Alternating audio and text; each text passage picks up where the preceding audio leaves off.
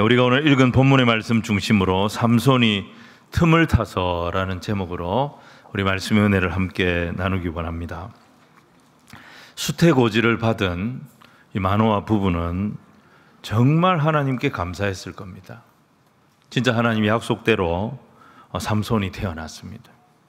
이 부부는 하나님이 명령하신 대로 삼손을 세상과 철저하게 구별시키고 나실인으로 그렇게 이제 키워 나갔을 겁니다.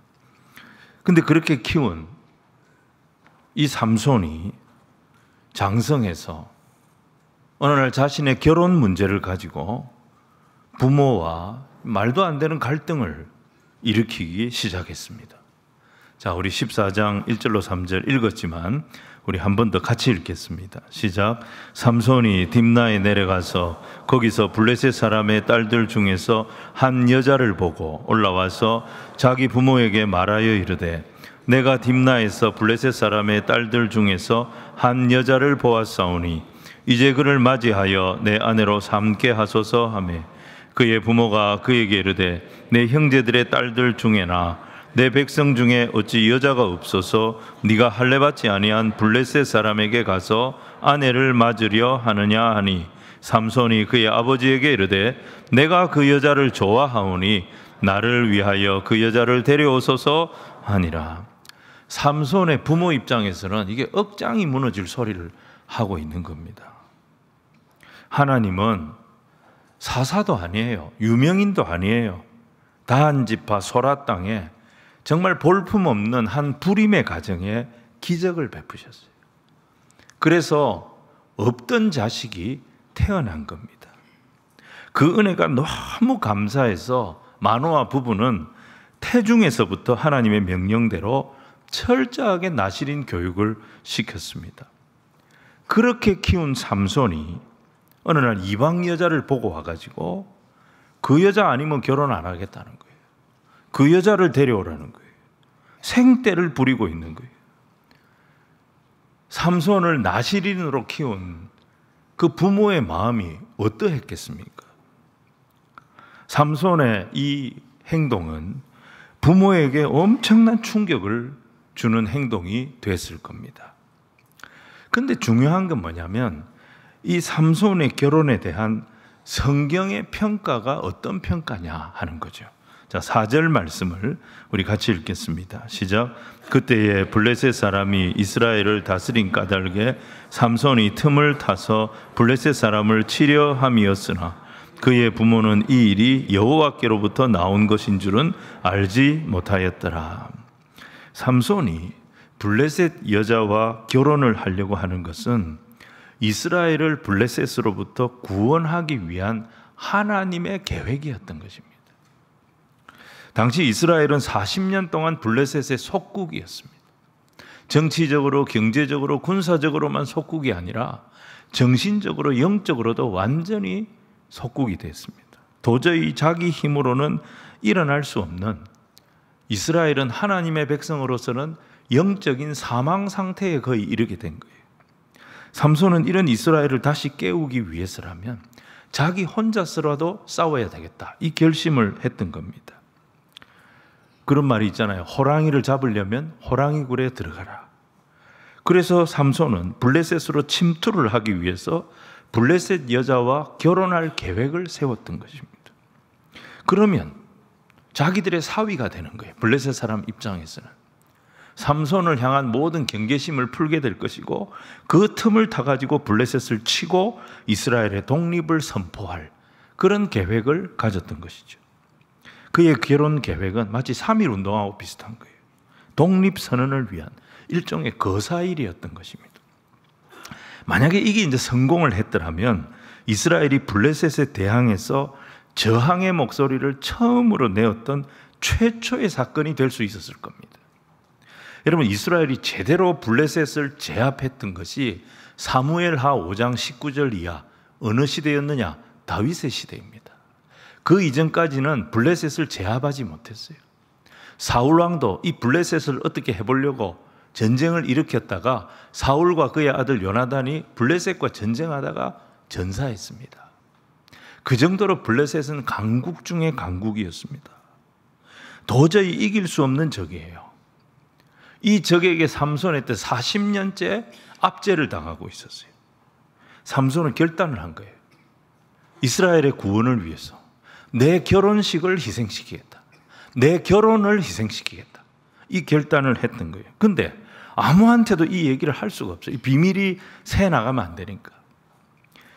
그래서 그는 누구의 도움도 받지 못했어요. 부모의 지지도 받지 못했어요. 철저하게 자기 혼자 자기 민족을 구원할 길을 가기로 결단을 했던 겁니다. 자, 오늘 첫 번째, 사자와 꿀 사이에 있는 삼손의 모습을 보게 됩니다. 그럼 삼손 입장에서, 이 결혼을 준비하는 삼손 입장에서 한번 생각해 보십시오. 모든 것을 비밀로 해야 됩니다. 그러니까 누구한테도 지지를 받지 못하고 누구한테 격려를 받지 못하고 부모의 반대와 싸워야 합니다. 이 부모님을 속여야 하니까. 부모님이 너무 힘들어합니다. 내가 너를 어떻게 키웠는데, 하나님이 너를 어떻게 주셨는데 네가 왜 이러냐.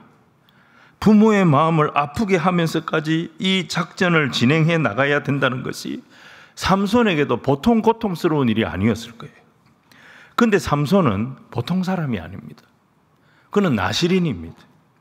나실인이었기 때문에 이스라엘의 구원을 위해서 아무도 가지 않는 길이지만 이 외롭고 힘든 길을 가야 합니다. 왜? 그는 나실인이기 때문에. 이 힘들고 외로운 길을 가야 하는 삼손에게 누가 있었느냐? 하나님이 계셨어요. 그래서 하나님이 삼손에게 큰 영적인 체험을 하게 합니다.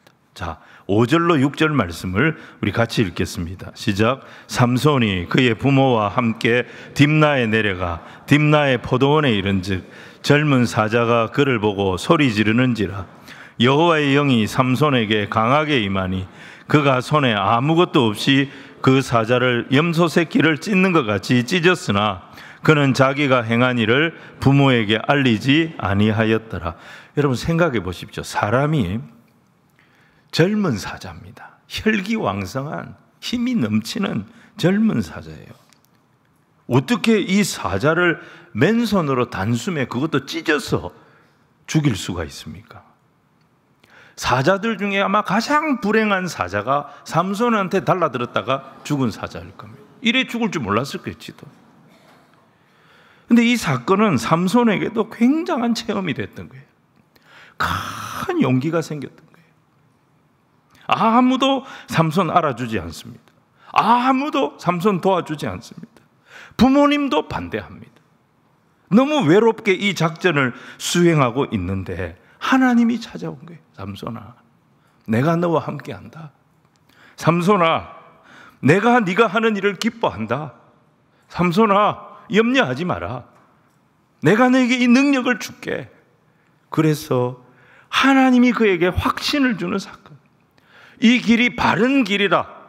이 길을 네가 갈 때 내가 너와 함께한다. 하나님께서 은혜 주시는 사건이었던 거예요. 삼손은 이 체험을 하고 나서 정말 자신 있게 더 용감하게 결혼식 준비를 했을 겁니다. 그리고 얼마 뒤에 결혼할 여자를 다시 만나기 위해서 딥나로 갈 일이 생겼어요. 그때 삼손은 자기가 사자를 맨손으로 때려 죽였던 그 딥나의 포도원에 한번 들어가 보고 싶었어요. 도저히 잊을 수 없었던 그 현장. 여러분, 이런 체험을 했다면 누구나 같은 마음일 거예요. 그 현장에 한번 가보고 싶은. 야, 여기서 세상에 내가 사자를 찢어 죽이다니. 하나님이 나에게 이런 큰 은혜를 주셨던 곳, 거기에 한번 다시 가보고 싶은 마음은 누구에게나 있을 거예요. 근데 삼손은 거기에 갔다가 포기할 수 없는, 그냥 지나칠 수 없는 유혹을 겪게 됩니다. 이게 무슨 유혹이냐? 꿀의 유혹이었어요. 여러분, 팔레스타인은 기후가 건조하기 때문에 이 사자를 찢어서 죽였는데 이 사자의 사체가 그대로 말라버린 거예요. 딱딱하게 말라버렸고, 그게 나무 토막인 줄 알고 벌들이 거기다가 벌집을 만들었던 겁니다. 지금 그 벌집에서는 꿀이 뚝뚝 떨어지고 있습니다. 너무 귀한 꿀이에요. 너무 맛있어 보여요. 너무 아까운 꿀이에요. 이 건조한 기후에서 지금 아주 피곤한데 저 꿀을 먹으면 확 살아날 것 같아요. 손만 내밀면 얼마든지 그 꿀을 먹을 수 있어요. 아무도 보는 사람도 없어요. 근데 삼손은 나시린이었습니다.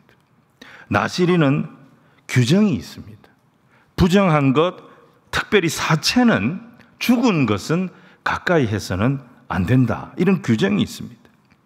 근데 삼손은 너무 꿀이 먹고 싶었어요. 아무도 보는 사람이 없어요. 그래서 그는 그 유혹을 못 이기고 꿀을 먹어버립니다. 그리고 자기 부모님에게도 가져와서 그 꿀을 대접합니다. 나시린 규정을 어긴 거죠.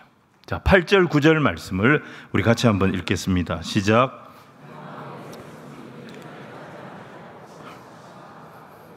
그 사자의 죽음을 본즉 사자의 몸에 벌떼와 꿀이 있는지라 손으로 그 꿀을 떠서 걸어가며 먹고 그의 부모에게 이르러 그들에게 이것을 들여서 먹게 하였으나 그 꿀을 사자의 몸에서 떠왔다고는 알리지 아니하였더라. 왜 부모님에게 안 알렸을까요? 지금 부모님이 반대하는 결혼을 하려고 블레셋을 왔다 갔다 합니다. 근데 그것도 모자라 가지고 나시린 규정까지 어겼다. 그 부모님이 알게 되면 또 노발대발할 거예요. 그래서 말 안 한 거예요. 자, 여러분, 삼손이 꿀 먹은 거 아무도 모릅니다. 자기 혼자 한 일입니다. 우리가 기억해야 될 게 뭐냐면 유혹이라고 하는 것은 혼자 있을 때 더 강력해집니다. 혼자 방에 있을 때, 아무도 모르는 곳에서 혼자 다닐 때 사탄은 우리 곁에 성큼 다가와 있습니다.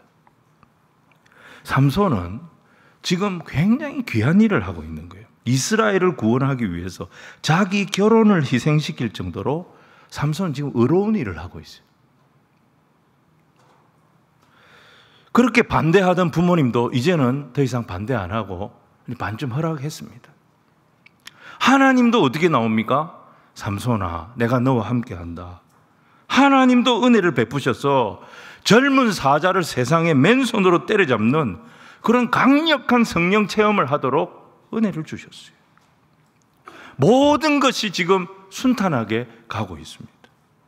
그런 상황에서 어디 뭐 나쁜 짓 하러 가는 것도 아니고 하나님의 영광을 위해서, 이스라엘 백성들을 구원하는 일을 위해서 나를 희생시키는 그런 사역을 하는데, 아니 그까 그 뭐 꿀 좀 먹은 게 뭐 어땠어? 삼손은 그렇게 생각했던 거예요. 근데 그게 아무도 몰랐지만 하나님은 딱 보고 있었습니다. 이게 삼손의 비극이었습니다. 여러분, 인생은요, 틈 싸움입니다. 내가 틈을 타느냐 아니면 틈을 보이느냐. 영적인 싸움은 더 그렇습니다. 삼손은 어떻습니까? 틈을 봐가지고 블레셋을 치려고 하고 있습니다. 근데 지금 그가 방심해서 사탄에게 틈을 보이고 있습니다. 삼손은 나시린입니다. 이스라엘을 대표하는 공인입니다. 근데 삼손은 혼자 있을 때 방심했습니다. 아무도 보지 않는다고 부정한 사체에 손을 대고 거기서 꿀을 취해서 자기 필요를 채웠습니다. 여러분, 혼자 있을 때가 문제입니다. 둘이 있을 때가 문제입니다. 우리가 지켜야 할 거룩이 무너지는 유혹의 때는 혼자 있을 때입니다. 아니면 단 둘이 있을 때입니다. 그때 유혹이 무너집니다. 어떤 분이 이런 말씀 하시더라고요. 우리는 언제나 하나님의 CCTV를 의식하면서 살아야 된다. 우리는 언제나 하나님의 CCTV 앞에 있다는 것을 의식하면서 살아야 된다. 하나님의 눈은 피할 수가 없다는 것입니다. 다윗은 부하들이 전부 다 전쟁하러 간 사이에 궁에 혼자 있었습니다. 저녁에 아무도 없는 그 궁에서 궁전 뜰을 지붕을 거닐다가 옆집에 모여가는 여자를 보게 됩니다. 거기서 음욕이 올라와 가지고 범죄하게 됩니다. 여러분, 그리스도인들은 혼자 있는 게 위험한 겁니다. 혼자 있을 때 호기심이 발동합니다. 혼자 있을 때 긴장이 풀려버립니다. 혼자 있을 때 죄 짓는데 대담해지기 시작합니다. 그러다 죄에 빠지는 겁니다. 여러분, 우리가 어떻게 하면 이런 유혹을 이길 수 있을까요? 어떻게 하면 사단에게 틈을 보이지 않을 수 있을까요? 혼자 있는 시간을 줄여야 됩니다.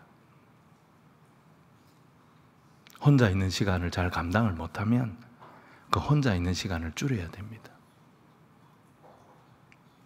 자기 방에 막 창문을 크게 만들어가지고 지나가는 사람 다 볼 수 있도록 해놔야 돼요. 가족들과 함께하고 건강한 믿음의 사람들의 공동체에 들어가야 됩니다. 신앙 공동체 안에 들어가야 됩니다. 거기서 교제하고 자기 연약한 거 노출하고 같이 중보하고 기도하고 그런 신앙 공동체를 정기적으로 만나야 됩니다. 또 한 가지 중요한 게 뭐냐면 자기 신화에 빠지면 안 됩니다. 아유, 나는 다른 사람하고 달라. 내가 얼마나 중요한 일을 하는데, 내가 얼마나 거룩한 일을 하는데, 내가 얼마나 하나님 기뻐하는 일을 하는데 나는 괜찮아. 나는 사자도 때려잡는 그런 능력을 경험했던 사람이야. 아니, 그깟 꿀 좀 먹는다고 무슨 일이 있겠어. 나는 다른 사람하고 틀려. 난 특별한 사람이야. 여러분, 자기를 자꾸 특별하게 생각할 그때가 교만의 때입니다. 교만이 제일 위험한 거예요. 여러분, 우리 자녀들, 우린 다 특별하게 키우려고 합니다. 전부 다. 내 아이는 특별한 아이로 키우려고 합니다. 거기에 독이 있습니다. 여러분. 내 아이는 특별하니까 특별한 거 먹여가지고 특별하게 키워야 된다고. 여러분, 부녀는 특별한 거 먹여도 아이한테 계속 가르쳐야 됩니다. 너는 연약한 자야. 너는 언제 어떻게 넘어질지 몰라. 언제 어떻게 죄의 유혹에 무너질지 몰라. 너한테 하나님의 은혜가 필요해. 너에게는 하나님의 긍휼이 필요하고 하나님의 도우심이 없으면 언제 어떻게 무너질지 모르는 연약한 인생이라는 거 잊지 마라. 그래 가르쳐야 하는 것입니다. 훌륭한 목사님, 유명한 목사님 절대 특별하지 않습니다. 우리는 다 어디에 있느냐? 사자와 꿀 사이에 있습니다. 하나님의 은혜를 경험해서 사자를 찢어주겠던 그 자리가 무슨 자리였습니까? 꿀로 삼손을 유혹하는 자리였어요. 사자와 꿀은 떨어져 있는 것이 아니라 하나님의 은혜와 사단의 유혹은 한 자리에 같이 있었던 것입니다. 여러분, 이 유혹 앞에 우리는 틈을 보이지 말아야 됩니다. 창세기의 요셉을 한번 보십시오. 보디발의 아내가 요셉에게 눈독을 들이고 계속 동침하자 유혹을 계속했을 때 이 요셉이 어떻게 했습니까? 창세기 39장 10절 보면 이렇게 되어 있어요. 요셉이 듣지 아니하여 동침하지 아니할 뿐더러 어떻게 했다고요? 함께 있지도 아니하니라. 이런 환경을 만들면 안 되는 거예요. 유혹에 무너질, 음욕에 무너질 이런 환경을 만들면 안 되는 거예요. 요셉은 의도적으로 그런 자리를 피해버린 거예요. 의도적으로 그런 환경을 안 만든 거예요. 요셉이 이 유혹을 이겨냈기 때문에 하나님이 그를 애굽의 총리로 올리셨고 이스라엘을 구원할 자로 그를 사용하여 주셨던 것입니다. 여러분, 우리 돈 싫어하는 사람 아무도 없어요. 이성의 유혹에 이길 수 있는 사람 아무도 없습니다. 영적으로 우리를 무너지게 만드는 그런 환경은 안 만드는 게 낫습니다. 자신의 약한 부분 늘 하나님 앞에 고백하고 경건한 지체들의 도움을 받아야 됩니다. 그렇지 않으면 누구도 장담 못합니다. 자, 오늘 두 번째, 계속되는 삼손의 실수입니다. 블레셋 사람들은 이 삼손이 블레셋 여인과 결혼하겠다고 딥나에 온 걸 보고 너무 좋아했습니다. 이야, 이스라엘에 이런 청년이 있나? 너무 좋아했습니다. 그래서 아무도 이스라엘 백성 중에 삼손을 돕는 사람이 없으니까 블레셋 사람들이 청년 30명을 들러리로 세워가지고 결혼잔치를 도와주겠다고 배려를 했습니다. 자, 이제 결혼잔치가 시작이 됐습니다. 결혼잔치가 7일 동안 진행이 되는데 이 잔치에 삼손은 흥을 좀 올리고 싶었어요. 그래서 수수께끼를 냈습니다. 수수께끼 내가지고 맞춘 사람에게 상을 주면 결혼잔치가 더 흥겨워지지 않겠나 생각을 했습니다. 자, 12절 13절을 같이 읽겠습니다. 시작. 삼손이 그들에게 이르되 이제 내가 너희에게 수수께끼를 내리니 잔치하는 이래 동안에 너희가 그것을 풀어 내게 말하면 내가 베옷 30벌과 겉옷 30벌을 너희에게 주리라.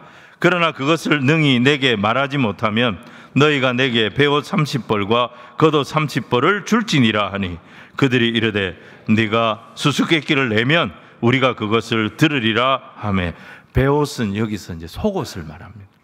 그러니까 속옷 30벌, 겉옷 30벌을 내기로 건 거예요. 이 말에 블레셋 사람들이 그렇게 하자 그런 거예요. 삼손이 지면 줘야 됩니다. 삼손이 이기면 그거 받을 수 있습니다. 삼손이 이걸 어떻게 받을 심산이었느냐? 그에게 들러리 30명이 있습니다. 이 30명 빨가벗기는 거예요. 속옷 빼앗고 겉옷 빼앗아 가지고 빨가벗기 가지고 길거리로 내보내버리는 거예요. 완전히 조롱거리로 만들어버리는 거예요. 그러면 블레셋 사람들이 가만히 있겠습니까? 자기들이 보낸 호의를 이런 식으로 무시한 삼손에게 가만히 있겠어요? 근데 이게 삼손 작전이었어요. 삼손은 블레셋 사람들이 흥분해가지고 자기 결혼식장에서 난동을 부리도록 유도를 하고 있는 거예요. 그래서 만약에 난동을 부리면 이걸 핑계 삼아가지고 블레셋 사람들을 치는 거죠. 블레셋 사람들을 칠 명분을 거기서 얻으려고 했던 겁니다. 그러면 블레셋 사람들이 아무리 당해도 말을 못하는 거예요. 자기들이 난동을 부렸으니까 내기에 졌다고. 근데 문제는 삼손이 뭘 내기 주제로 내놨냐 이겁니다. 자기가 경험한 특별한 은혜 체험을 삼손은 내기거리로 내놓은 거예요.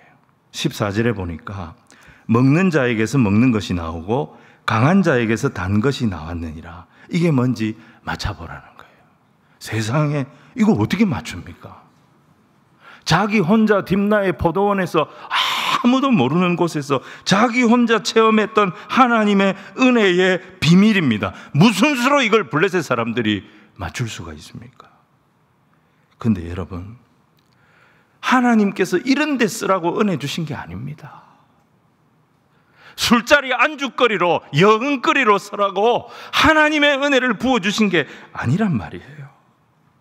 여러분, 이런 은혜의 비밀은 어디에서 써야 됩니까? 어떤 사람을 만났는데 도저히 대화를 이어갈 수 없을 정도로 그 사람의 영혼이 지쳐있고 낙심해 있습니다. 그때 쓰는 거예요. 염려하지 마세요. 두려워하지 마세요. 나도 이런 하나님의 은혜를 경험했어요. 내가 하나님의 은혜를 경험했기 때문에 오늘 여기 있습니다. 하나님은 당신에게도 은혜 주실 거예요. 나 같은 자를 긍휼히 여겨주신 하나님, 당신께도 분명히 은혜 주실 거예요. 상대에 지치고 망가진 영혼을 치유하는데 내가 경험한 그 잊을 수 없는 하나님의 은혜를 그런 때 사용하는 거예요. 그러면 그곳에 하나님의 치유가 일어나는 거예요. 그곳에 하나님의 회복이 일어나는 거예요. 그곳에 하나님의 영광이 풍성하게 나타나게 되는 겁니다. 그런데 삼손은 하나님이 그에게 주신 이 놀라운 은총을 함부로 썼어요. 삼손의 결혼작전, 하나님이 축복하신 작전이었습니다. 외롭게 싸우는 그를 하나님이 지지해 주셨어요. 세상의 맨손으로 사자를 때려잡는 큰 능력을 하나님께서 그에게 주셨어요. 그런데 삼손은 어떻습니까? 꿀의 유혹을 못 이깁니다. 하나님의 은혜 앞에 자기가 그 작은 유혹을 이기지 못했다는 것을 부끄러워하기는커녕 술자리, 여흥을 위한 안주거리, 내기거리로 하나님의 은혜를 전락시켜 버렸습니다. 여러분, 보이지 않지만, 사람들은 모르지만 지금 삼손은 계속 헛발질을 하고 있어요. 지금 삼손은 계속 미끄러져요. 사람들은 몰라요. 하나님과 삼손만 합니다. 삼손은 지금 계속 틈을 보이고 있습니다.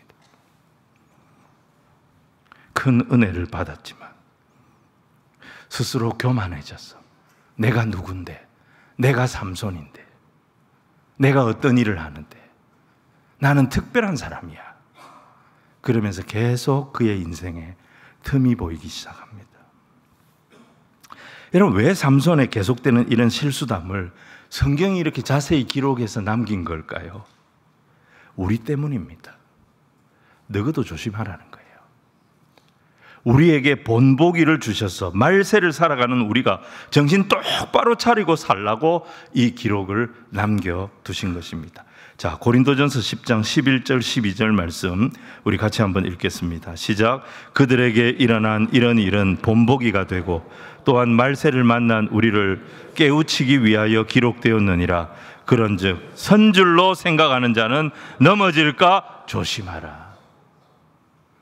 사실 이 말씀은 제일 조심해야 될 사람이 접니다. 여러분, 지금 여기 이 예배실에 서 있는 사람 저밖에 없잖아요. 선줄로 생각하는 자 넘어질까 조심하라. 저만 잘하면 되는 거예요. 삼손은 나실인이었습니다. 사명자입니다. 근데 꿀의 유혹을 못 이깁니다. 하나님이 주신 그 귀한 은혜 체험 제대로 간수 못했습니다. 계속 지금 사탄에게 틈을 주고 있어요. 이게 불행의 시작이었습니다. 자, 오늘 세 번째, 결혼 작전에 실패하는 삼손입니다. 여러분, 블레셋 사람들은 삼손이 생각하는 것보다 몇 수 위의 사람들이었습니다. 그들은 자기 능력으로는 이 수수께끼 풀 수 없다는 것을 알았습니다. 어떤 방법을 쓰느냐? 삼손의 약점을 공격하기 시작합니다. 그들은 내기지만 삼손에게 지고 싶은 마음이 눈꽃만큼도 없었습니다. 아유, 새신랑 수수께끼 너무 어렵다. 야, 이거 우리 못 맞추겠네. 그냥 우리가 겉옷 30벌, 속옷 30벌 줄게. 우리가 졌다. 그런 사람들 아닙니다. 내기라도 하나님의 사람에게 지고 싶은 마음이 눈꽃만큼도 없는 사람들이었습니다. 어떻게 합니까? 삼손의 신부를 협박합니다. 이 수수께끼의 답을 알아내지 못하면 너와 네 아버지의 집을 불살라버리겠다. 위협을 했어요. 블레셋 사람들은 삼손을 넘어뜨리기 위해서 그의 가장 가까운 사람을 공격했습니다. 이게 마귀의 전략입니다. 마귀는 우리가 가장 약한 부분을 건드립니다. 우리가 가장 가까운 사람을 격동시킵니다. 그래서 우리를 넘어뜨리는 거예요. 그래서 사명이 있는 사람은, 하나님의 사명을 받은 사람은 가까운 사람, 자기 가족에게도 냉정할 때는 냉정할 수 있어야 됩니다. 삼손은 나실인 사명자입니다.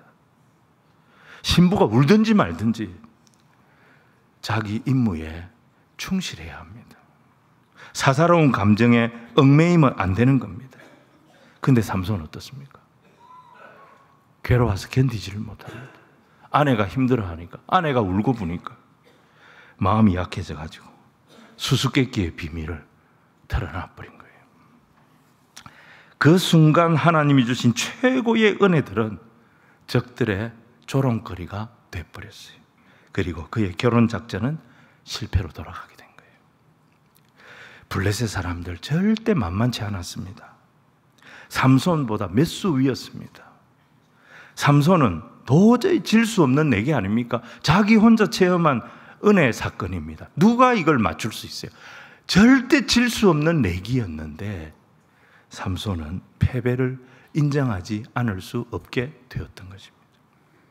그런데 놀라운 것은 하나님의 태도입니다. 우리 하나님은 하나님의 작전을 망쳐버린 삼손 아닙니까?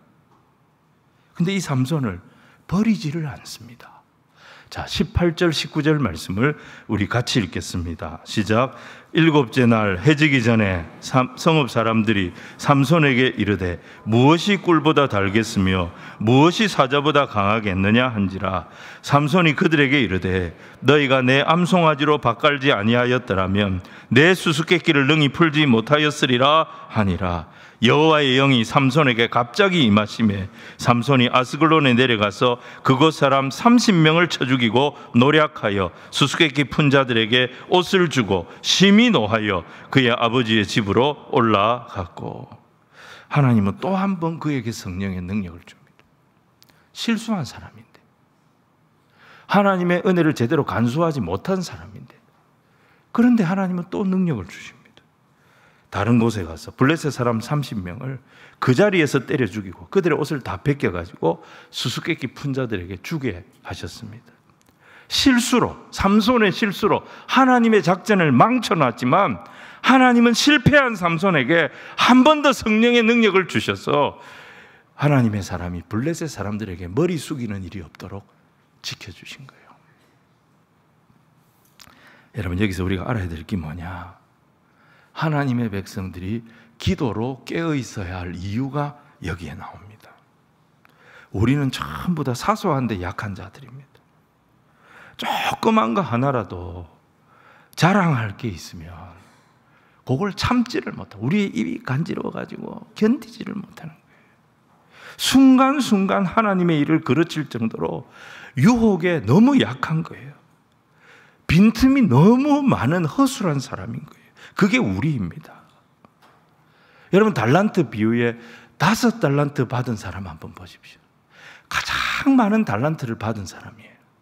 근데 이 사람이 어디 돌아다니면서 자기가 제일 많이 받았다고 자랑하고 허세 부리고 그렇게 했습니까? 이 사람은 자기가 5달란트, 가장 많은 달란트를 받았다는 사실을 알고 더 열심히 일했습니다. 주인의 기대를 생각하면서 다 열심히 충성해가지고 또 5달란트를 남겨서 주인의 기쁨에 동참했다 그랬습니다. 바로 이게 사명자입니다. 사명자는 이렇게 살아야 되는 것입니다. 하나님께 큰 은혜를 입었다면 거기서 교만하고 허세 부리고 있을 것이 아니라 사자의 시체에서 꿀이 흘러 넘치고 있다 할지라도, 아무도 보는 사람 없다 할지라도 그냥 지나칠 수 있어야 합니다. 신부가 아무리 울고 있어도 끝까지 입을 닫을 수 있어야 합니다. 그런데 삼손은 많은 은혜를 받았지만 사소한 것을 감당하지 못했습니다.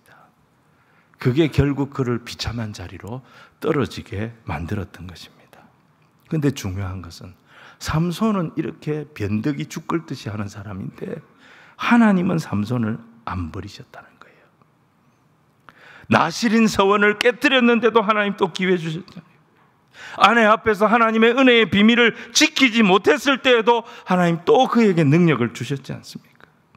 혼쭐을 내야 되는데, 야단을 쳐야 되는데, 쫓아내버려야 되는데 하나님은 그렇게 하시지 않고 또 기회 주시고 또 능력 주시고. 왜 그렇게 하신 거예요? 우리가 이해가 안 되는 겁니다. 우리는 왔다 갔다 하는데, 우리는 허술하기 짝이 없는데, 사소한 데서 우리는 계속 흘리고 다니는데 하나님은 변함이 없어요. 삼손의 이후의 모습을 보십시오. 그는 계속 유혹에 자빠집니다. 술에 자빠지고 여자에 자빠지고 이렇게 허술하고 빈틈이 많은데 하나님은 삼손을 끝까지 버리지 아니하시고 붙드셔서 결국 이 삼손을 통해서 이스라엘을 구원해내는 일을 이루십니다. 사랑하는 성도 여러분, 이분이 누구냐? 곧 창세전에 그리스도 안에서 우리를 택하사 우리로 사랑 안에서 그 앞에 거룩하고 흠이 없게 하시려고 그 기쁘신 뜻대로 우리를 예정하사 예수 그리스도로 말미암아 자기의 아들들이 되게 하신 바로 그 하늘 아버지가 바로 저와 여러분의 아버지 되심을 믿으시기를 바랍니다. 여러분, 우리가 이런 큰 은혜를 받은 자입니다. 제가 군에서 만났던 한 장로님이 계세요. 여러분, 이 장로님은 정말 기도를 많이 하세요. 이분이 지금 70이 넘었는데 간증을 하시더라고요. 자기는 새벽에 지금도 기도하다가 갑자기 대성통곡을 할 때가 있다는 거예요. 하나님이 우리나라를 어떻게 보실까? 하나님이 나를 어떻게 보실까? 하나님이 우리 교회를 어떻게 보실까?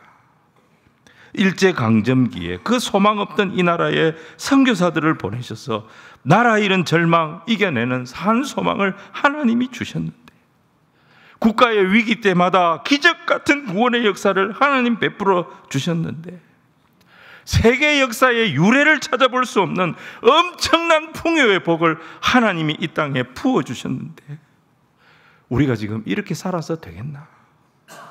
신자들이나 비신자들이나 아무 다를 게 없이 다 육신의 정욕, 안목의 정욕, 이생의 자랑에 빠져서 다 자기를 사랑하고 돈을 사랑하고 전혀 구별됨이 없는 그런 삶을 살아가는데, 우리가 이렇게 살아도 되나? 우리가 이래도 되나? 우리에게 주신 구원이 어떤 구원인데 생각하면 생각할수록 눈물밖에 안 나온다. 그 간증하시는 걸 제가 들었어요. 얼마나 도전이 된지 몰라요. 여러분, 삼손은 별 세계에 있는 사람이 아닙니다. 사사기 14장의 삼손이 바로 우리들입니다. 우리들이에요. 우리가 받은 은혜를 삼손을 보면서 다시 생각하고 하나님의 마음을 헤아릴 줄 아는 그런 저와 여러분이 돼야 될 줄로 믿습니다. 말씀 정리하겠습니다. 삼손은요, 하나님 주신 귀한 은혜를 제대로 간수하지 못했어요. 하나님이 우리에게 주신 축복, 영적인 권위는 무엇과도 대체할 수 없는 영적 자산입니다. 그래서 큰 은혜를 받은 사람은 큰 사명을 감당해야 됩니다. 그런 기도를 해야 됩니다. 저는 저를 향해서 늘 그렇게 고백을 합니다. 너는 5달란트 받은 종이다. 너는 5달란트 받은 종이다. 아무리 생각해도 정말 보잘것없는 저인데 하나님은 저에게 너무 많은 은혜를 주셨어요. 너무 많은 기회를 주셨어요. 계속 기다려주시고 참아주시고 또 기회를 주시고 또 기회를 주시는 거예요. 그래서 저는 항상 기도할 때마다 너는 5달란트 받은 종이다. 절대 너는 욕심 부리면 안 된다. 다른 사람 다 이렇게 해도 절대 사람 뽐보고 따라가면 안 된다. 어떻게든지 기회 주신 하나님을 기쁘시게 해야 된다. 5달란트 주신 하나님께 5달란트 남겨드리려고 최선을 다해야 된다. 더 헌신해라. 더 순종해라. 더 짐을 져라. 그거 감당할 수 있도록 은혜 달라고 기도해라. 이게 제 기도입니다. 사랑하는 성도 여러분, 절대 우리는 교만하면 안 됩니다. 그러면 바로 사탄이 틈을 탈 겁니다. 늘 겸손하고 사소한 거 철저하게 해야 됩니다. 혼자 있을 때 절제해야 됩니다. 은혜를 소중히 여겨야 합니다. 함부로 하면 안 됩니다. 하나님을 영화롭게 하는 거룩한 주의 백성의 길은 바로 이런 삶을 감당해 나가는 때에 하나님이 열어주시는 것입니다. 여러분, 이 은혜의 삶을 경험하는 우리 성도들이 다 되시기를 주님 이름으로 축원을 드립니다.